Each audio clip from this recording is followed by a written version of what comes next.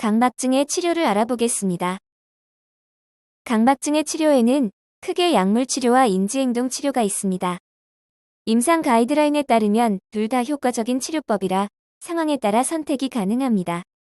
보통 증상이 심하거나 우울증이 동반된 사람은 약물 치료를 먼저 하는 게 좋으며 젊은 사람은 인지행동 치료를 먼저 하는 것이 좋습니다.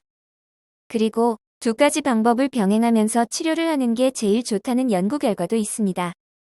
치료 약물에는 클로미프라민과 세로토닌 재흡수 억제제가 있는데 둘 다 효과적이나 부작용은 세로토닌 재흡수 억제제가 덜합니다. 강박증 치료를 위해서는 높은 치료 용량이 필요합니다.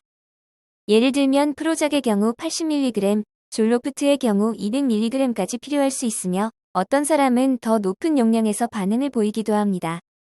그리고 우울증에서보다 치료 반응이 더 느립니다.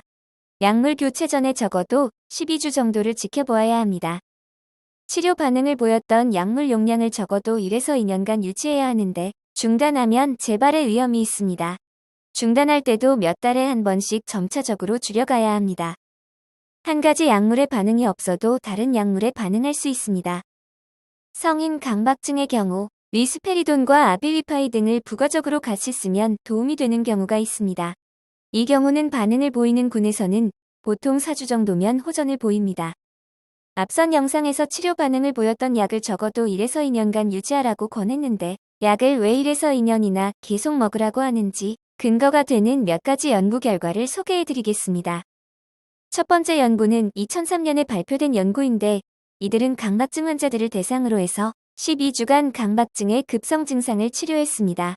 치료에 사용한 약물은 세로토닌 재흡수 억제제 중의 하나인 파록세틴입니다. 그리고 이후 6달 정도 유지 치료를 했습니다. 그 후에 두 군으로 나누어서 한쪽 그룹은 추가로 6달간 약물을 계속 복용을 시키고 다른 그룹은 위약을 복용시켰습니다. 위약은 실제로는 아무 효과가 없는 약으로 치료약을 끄는 것이라고 생각하시면 됩니다. 그리고 6달이 지났을 때 강박증의 재발률을 보니 치료약물을 복용하지 않은 그룹에서는 반 이상이 재발했습니다. 반면에 약물을 꾸준히 복용한 군에서도 재발을 하긴 했지만 약물을 끄는 그룹보다는 재발률이 더 낮았습니다. 두 번째 소개드릴 연구는 2002년에 발표된 연구입니다. 여기서는 강박증 환자분들을 대상으로 약 1년간 유지 치료를 한 후에 두 그룹으로 나누어서 한 그룹은 6달 정도 더 치료를 하고 다른 한 그룹은 치료를 중단했습니다. 치료를 중단한 그룹은 재발률이 24% 정도 되었고 치료를 지속한 그룹은 재발률이 9% 정도였습니다. 두 연구에서 보시다시피 유지 치료 기간이 길어질수록 재발률이 떨어집니다. 제 생각에는 힘든 시간을 거쳐서 약을 정하고 약물 용량을 맞추었다면 가급적 1년 이상은 유지 치료를 하기를 권유드립니다.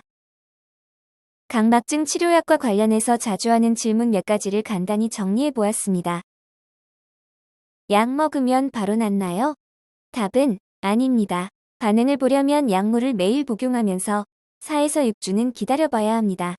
12주까지도 기다려보는 게 좋습니다. 약 먹으면 호전은 되나요? 답은 맞는 약을 찾으면 호전이 됩니다. 어느 정도 호전이 될지는 사람마다 다릅니다.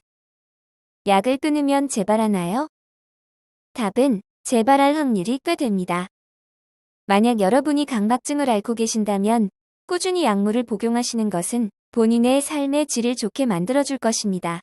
치료 효과와 재발을 예방하는 효과가 좋은 편이니 크게 부작용이 없으시다면 꾸준히 복용하시기를 권합니다. 다음은 인지행동 치료입니다. 강박증에서는 노출 후 반응 방지법이라는 방법을 사용합니다. 이 치료법에서는 스트레스를 주는 상황을 피하는 대신 강박증 환자분 스스로 공포스러운 상황을 단계별로 정리하게 해서 점차적으로 노출을 하게 하고 이에 따른 강박 행동을 하지 않도록 훈련을 시킵니다. 처음에는 두려워하는 강도가 가장 덜한 단계의 노출부터 시작해서 점차 높은 두려움을 주는 단계의 노출을 시도하게 됩니다.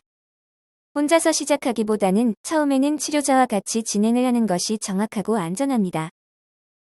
기타 치료에는 신경외과적 수술, 뇌신부 자극술 등이 있습니다. 자세한 치료 방향은 정신건강의학과 의사를 방문하여 상의하시기를 권합니다.